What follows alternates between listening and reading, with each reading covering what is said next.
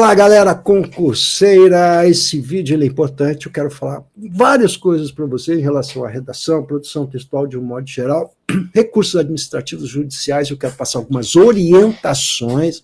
A galera está meio perdida, tem gente que quer entrar na justiça, tem gente que não pensou ainda nisso, mas eu preciso, como esse é o lugar do prof, passar algumas orientações importantes para vocês saberem como funciona essa coisa. Professor Ricardo Russo, se você não se inscreveu no canal do prof, por favor, joinha, dá um joinha, eu preciso do seu joinha, da sua inscrição, dos seus comentários, claro, e da sua recomendação para a galera. Beleza? Então vamos lá. Sem mais arengas e delongas, eu vou ser bem objetivo, tá bom? Então, qual é a mensagem que eu quero deixar para você aqui? Bem importante. Eu estou sendo procurado por várias pessoas em relação aos recursos administrativos e recursos judiciais.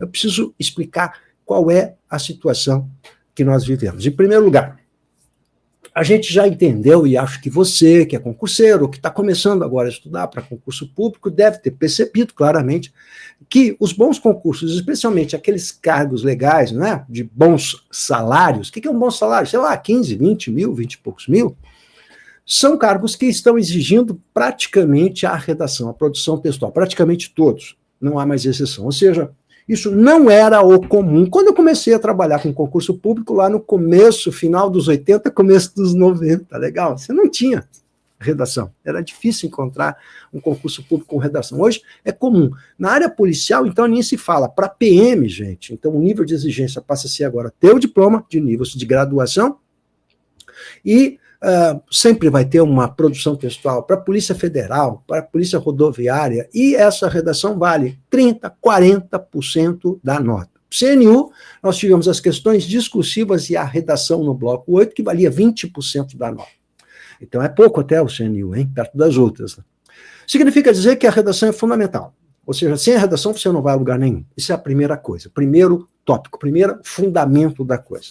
Segundo, quando a gente está falando com esse aluno, que é o aluno, por exemplo, que está procurando lá, auditor fiscal no CNU, bloco 4, né, um salário de 20 e poucos mil reais, geralmente, nós estamos diante de um advogado que muitas vezes já está há bastante tempo no mercado, já fez outros concursos públicos, gente que está na academia, que fez mestrado, que está fazendo doutorado e etc, etc. Portanto, ele vai me dizer o seguinte: professor, mas a produção textual eu escrevo, eu sei fazer texto, esse não é o meu problema. Sim, é o problema.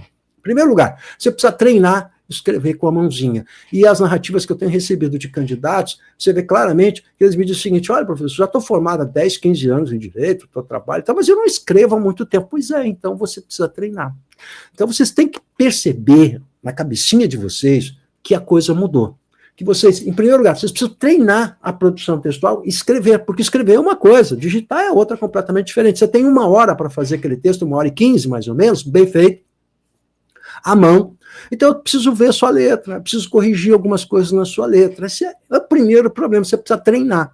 E geralmente, mesmo que a redação, mesmo que a produção textual tenha uma importância tão grande na vida do candidato, o candidato sempre confessa. Olha para mim, olha no meu olhinho aqui, olha pro tio aqui, ó.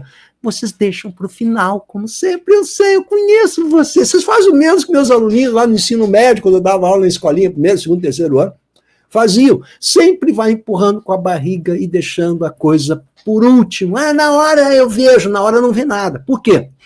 Por um simples motivo. A produção textual, e agora você viu no CNU, precisa ter 88, 89, 90% de aproveitamento. Legal? Então, se a nota é de 0 a 100, você tem uma expectativa de tirar 90%. É isso. A sua meta é essa. Ou seja, esses cargos concorridos, você precisa tirar uma nota alta, então pensa numa meta. Você pensa em 90%. E 90% é o detalhe que define. E se você não treinar, você não vai fazer os 90%. Mas eu escrevo bem. Mas se você não conhece exatamente quais são os critérios de avaliação, como funciona a cabeça do avaliador, e o que é esse tipo e gênero de texto, que é a redação em concurso público, não adianta você ser ótimo nas suas escrituras. Por quê? Porque ele possui, esse gênero, esse tipo, possui regras próprias.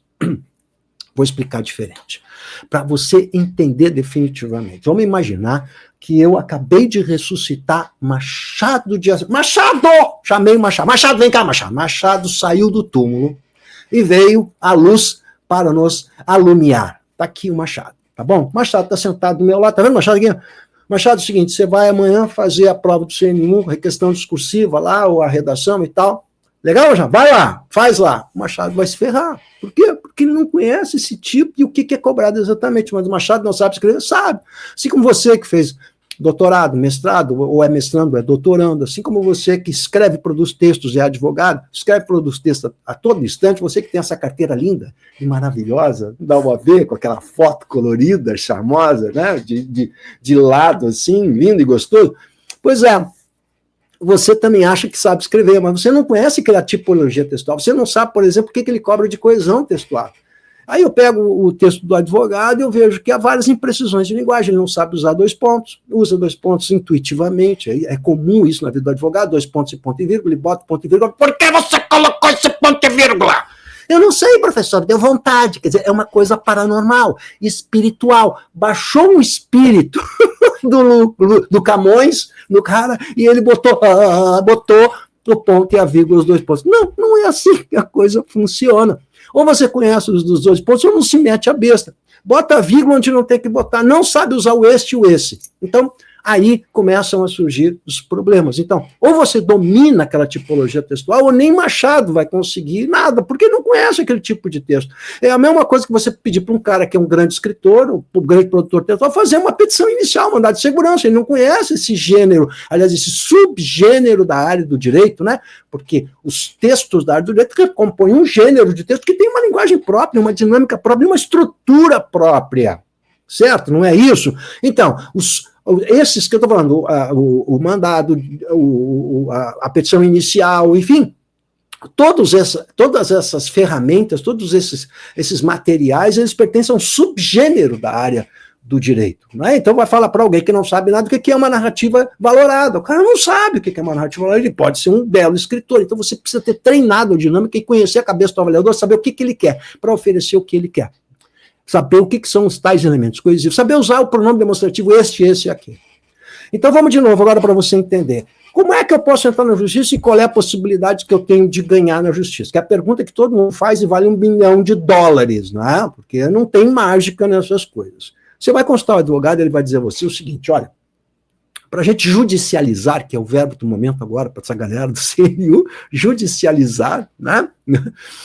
São duas palavrinhas, judicializar e majorar a nota, né? O judicializar e majorar, dois verbinhos moderníssimos para a galera aí, especialmente CNU. Olha só, para você entrar na justiça, você precisa ter uma irregularidade clara e objetiva que possa ser provada.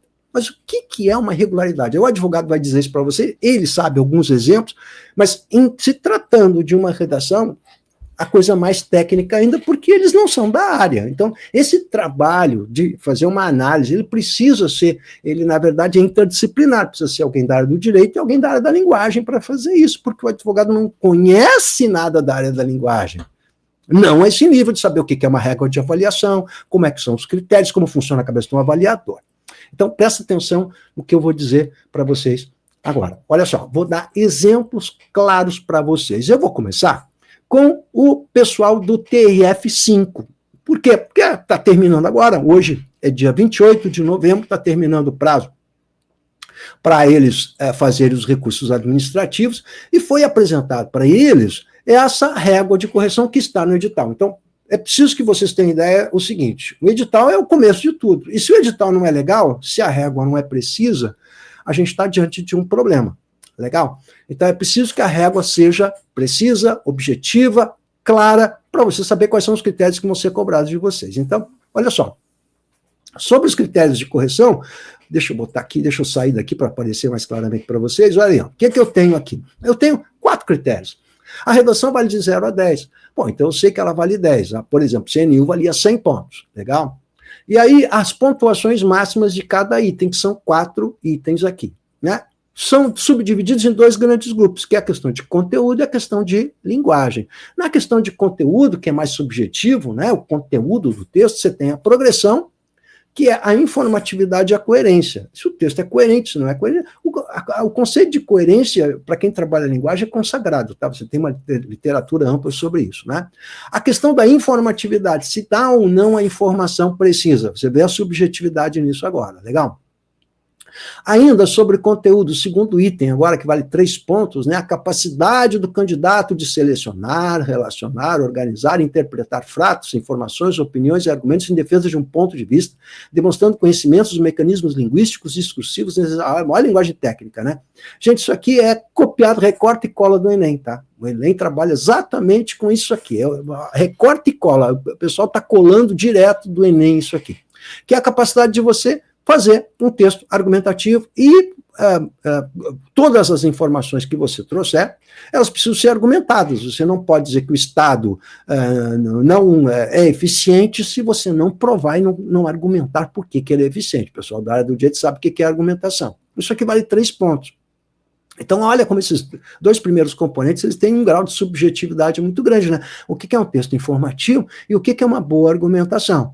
Legal? Mas pelo menos eles colocaram quanto vale cada um aqui. Aí a parte da linguagem entra o uso da coesão, que são aqueles recursos linguísticos que a gente bem conhece, hoje todo mundo está decorando em função justamente do Enem, né? Aquele que começa, abre o parágrafo, no meio do parágrafo coloca uma ferramenta de linguagem, né? Um elemento coesivo, e depois aquilo que é consagradíssimo, que é a parte do domínio da norma padrão. O que é a norma padrão? É a crase, a regência, a concordância, a parafernália da linguagem, é isso aí, tá? Então, está posto aqui. Ora, isso tudo aqui vale 10 pontinhos. Quando a gente foi para o CNU só diz o seguinte, é 50 pontos para o idioma, 50 pontos para conteúdo. E não dizia mais nada. Legal? E ali no idioma, junta um monte de coisa que não tem nada a ver. Legal? Então, qual era o problema do edital do CNU? Era um edital extremamente genérico. Legal? Amplo, genérico, então aí é um inferno para o cara saber o que é que está sendo cobrado. Tá bom? Então, esse é o problema. O TRF5, então, apresentou um edital um pouco mais qualificado, mas aí a gente vai para as notas dadas, né? Então, vou pegar a nota de um candidato aqui, que eu fiz recurso administrativo para ele, então, valia 2 pontos a progressão, em grau de informatividade, é 1,8. Quanto que desconta? Pelo que está sendo apresentado aqui, desconta 0,2. Né? Então é de 0,2 em 0,2, eu imagino que seja. Em compensação, no conteúdo deve ser de 0,5 em 0,5, porque ele recebeu 2,5. Na coesão também imagino que seja de 0,2, porque ele recebeu 2,6 em 3. Então ele perdeu pontos no conteúdo, 0,5, e olha, cada zero qualquer coisa muda completamente a posição desse candidato. E a norma padrão, que valia 2 pontos, ele perdeu 0,2. Então deve ser de 0,2, cada erro deve descontar 0,2.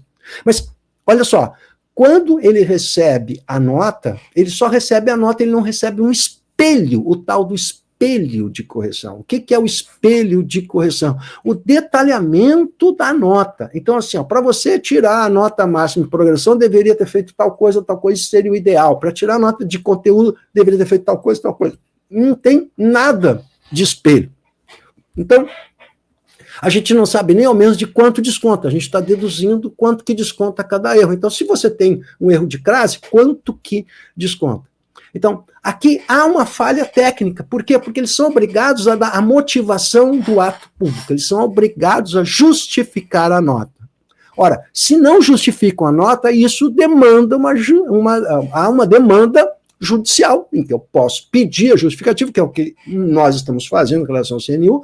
Você pede a justificativa, entra com uma ação ordinária, pede a justificativa, eles dão um novo prazo para o recurso administrativo, dão uma justificativa, você pode entrar agora com o recurso administrativo sabendo a justificativa. Por quê? Porque eu tive de fazer, e todo mundo teve que fazer recurso administrativo, sem saber exatamente o que está sendo descontado. Olha, eu sei que tiraram 0,2 de gramática, mas por que tiraram esse 0,2? E por que 0,2? Onde foi que eu perdi esse ponto? Eu não sei. A qualidade de conteúdo, ele perdeu 0,5, mas o que foi que faltou na redação dele para conseguir a nota máxima? Isso a gente não sabe. Quanto desconto é 0,5 em 0,5? Nada disso se sabe. E não há nenhuma novidade, porque essa banca, a IBFC, sempre faz isso. Legal? Então ela não apresenta o espelho. Isso é uma falha técnica. Então isso sim é o que nos autoriza uma demanda judicial. Vamos falar agora, só para não dizer que eu não falei sobre isso, né, da questão do CNU. Porque CNU, o que aconteceu? Foi pior. O CNU, então, apresentou um edital genérico. Então, quando a gente faz um laudo para a justiça, a gente vai fazer uma análise do edital e mostrar que ele foi genérico. Então, assim, não sei o idioma quanto que vale a parte de gramática, quanto vale a de coesão, porque são coisas completamente diferentes. Quanto vale a estrutura do texto, não sei.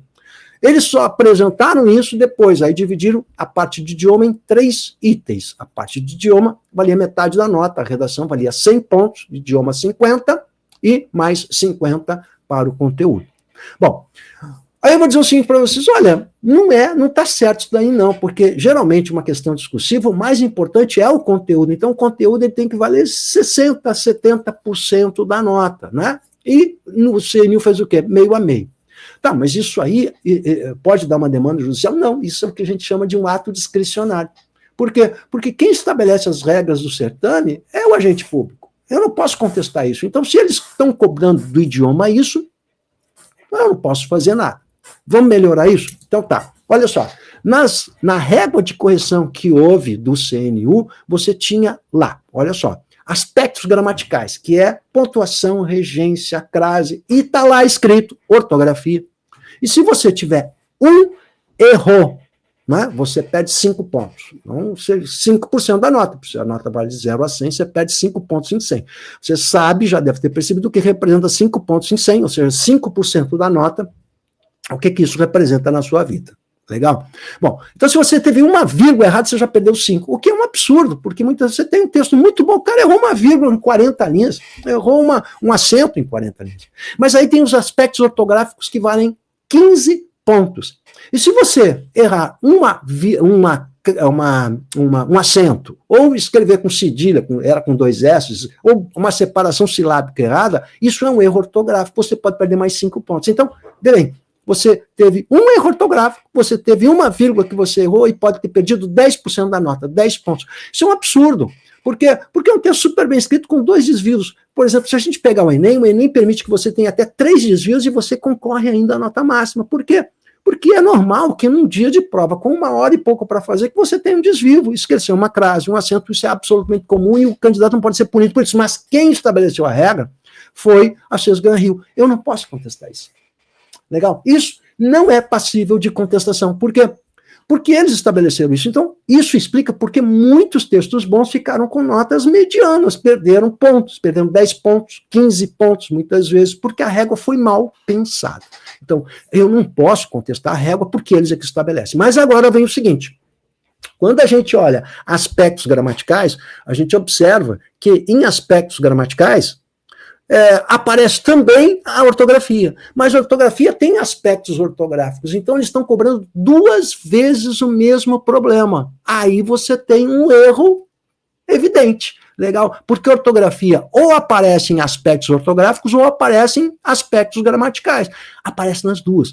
Então, nós estamos diante de um problema. Se eu errar um acento, se eu errar uma grafia de uma palavra, se eu separar a sílaba errada, onde vai descontar? Vai descontar 2 vezes? É isso que precisa ser esclarecido. Então, isso, de fato, mostra um erro na régua de correção. Ora, o advogado não vai saber isso, né, gente? Quem sabe é quem está acostumado, não é qualquer professor de português, é quem está acostumado a fazer isso. Então, recadinho final para vocês vocês precisam ficar ligados a essa questão da redação da produção textual. E a novidade que eu trago é que eu tenho o curso Jornada de Redação para Concurso Público, que eu estou lançando essa semana, vou divulgar aqui para vocês, e ele vai partir toda a parte teórica com a prática, ou seja, você vai ter no Classroom a possibilidade de fazer redações para treinar a parte teórica. Então, tem que dominar a parte teórica e a parte prática e não depender de recursos de jeito nenhum. Eu vi que vários candidatos, se tivessem um pouquinho mais, tinham conseguido notas maravilhosas. Legal? Se curtiu, dá um joinha e entra aqui no canal, te inscreve aí e manda recadinho pro prof, vai.